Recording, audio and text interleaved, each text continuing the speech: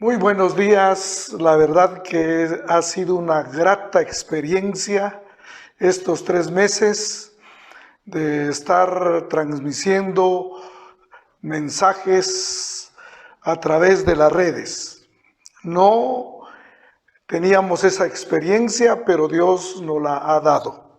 Y es una bendición entrar a sus casas, a sus hogares y ver que están con toda su familia. En esta mañana queremos saludar a Esaú Jonathan, a Rosa Galicia, Freddy Mejía, Carly Pérez, Jonathan Gómez y Jesse Cujá. Gracias por sus comentarios, gracias por estar pendiente de nuestras transmisiones y gracias por las reacciones que han tenido. En esta mañana quisiera que meditáramos juntos el tema ¿por qué están cerrados los templos? ¿Por qué están cerrados los templos? Hechos 2, 42, 47 es el pasaje que tenemos como base para esta meditación. ¿Por qué están cerrados los templos? A esta pregunta la mayoría la responde de una manera simple y sencilla. Están cerrados porque estamos en medio de una pandemia y no son permitidas las reuniones públicas para no contagiarnos con el virus. Pero la Biblia en Hebreos 10, capítulo 10, versículo 25 dice que no debemos de dejar de congregarnos y mucho menos cuando vemos que el día del Señor está cerca.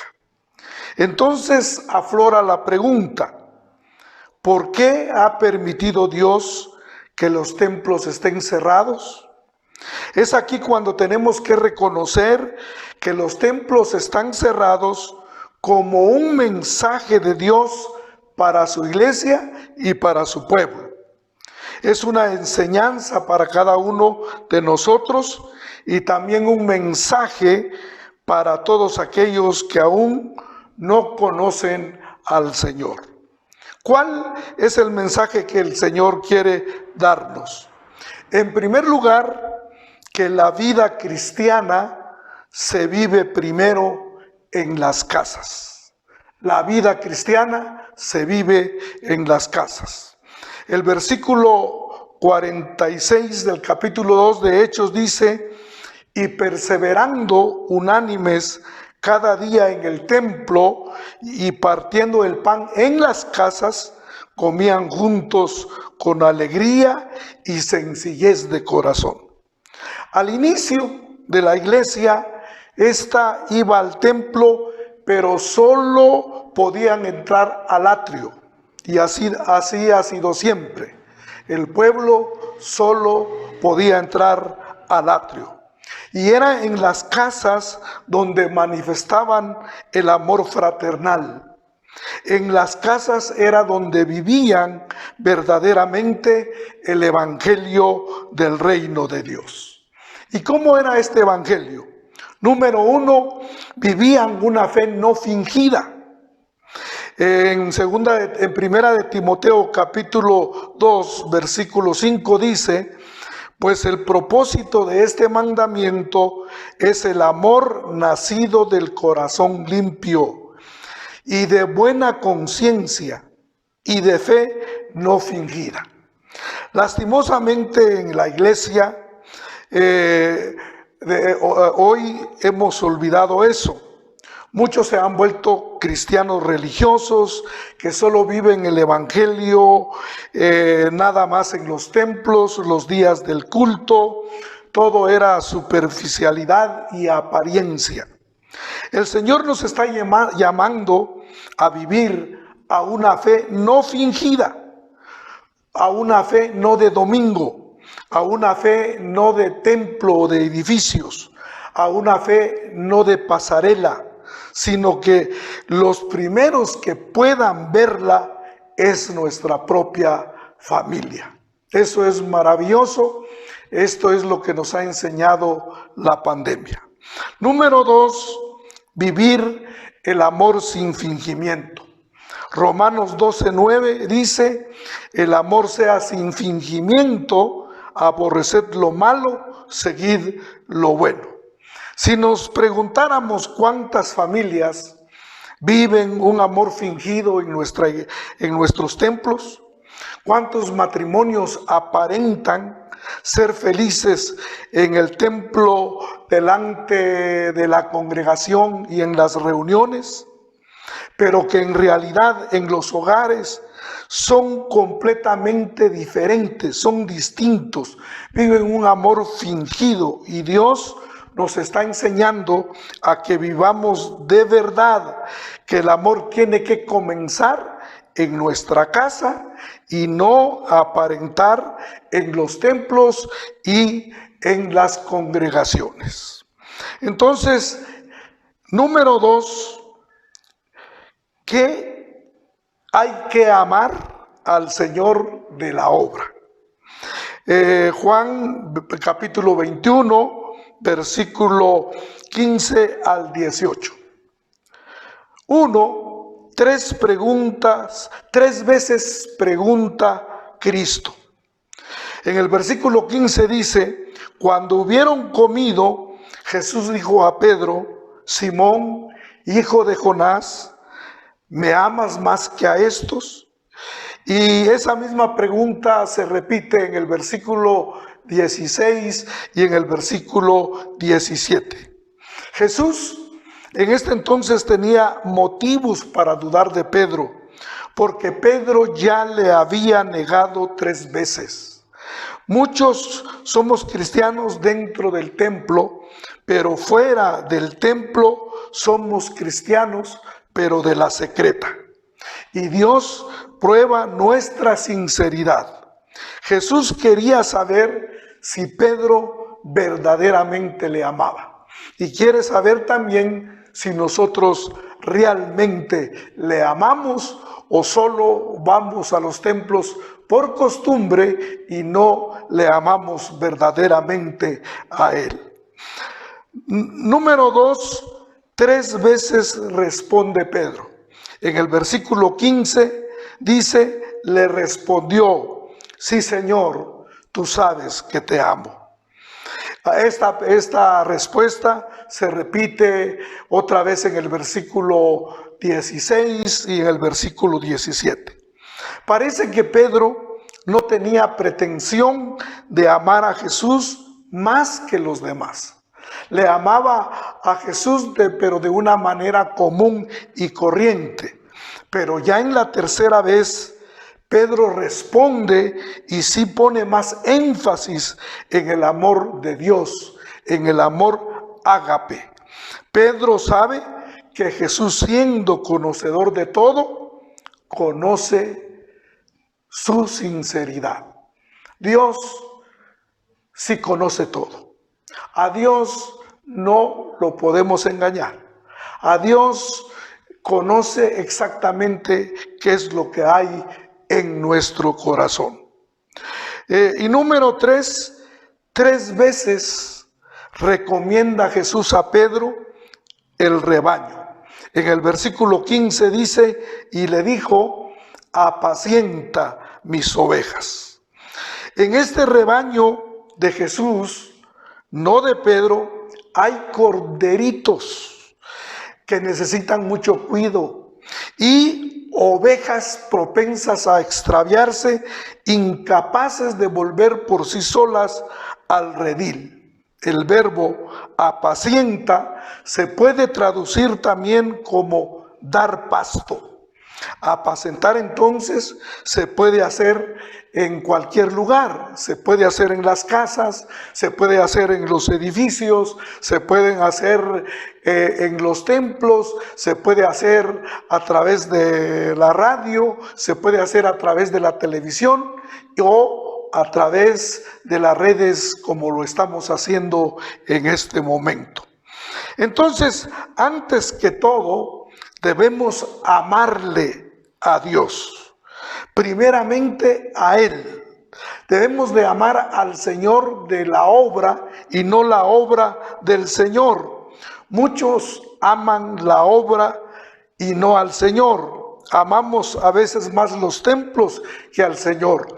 Asistimos a los bellos edificios, pero no amamos al Señor de la iglesia. Dios quiere que aprendamos, querido amigo, querida amiga, bendita iglesia de Logos.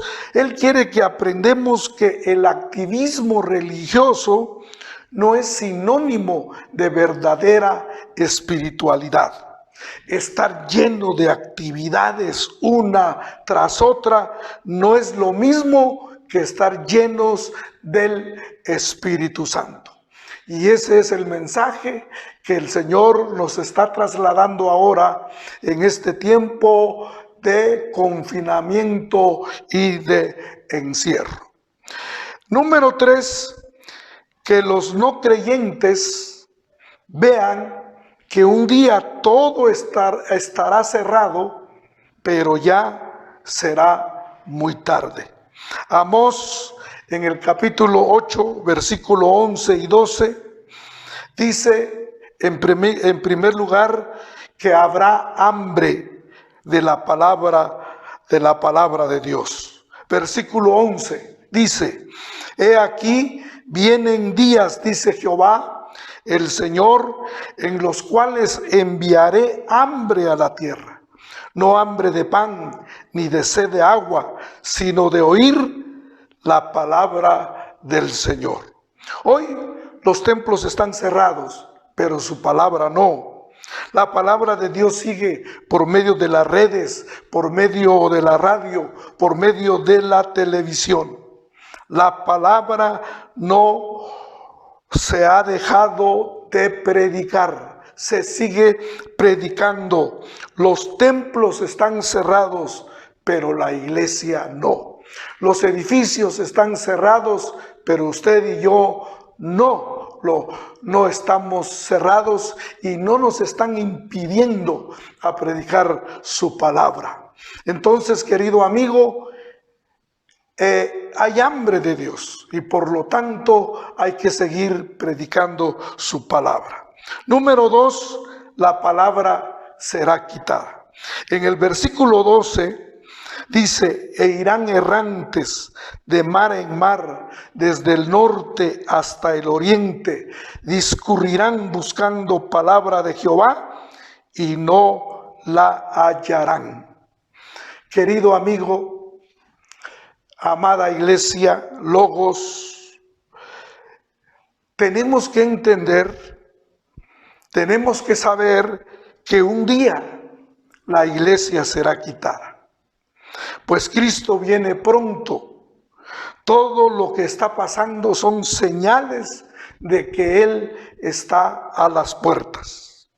Entonces, la palabra ya no estará disponible. Vamos a querer oírla, pero ya será demasiado tarde. Por eso debemos de darle gracias a Dios que la predicación de su palabra no está prohibida. Usted puede hacerlo a través vía teléfono, WhatsApp, Twitter, Facebook o por YouTube. Podemos predicar la palabra del Señor.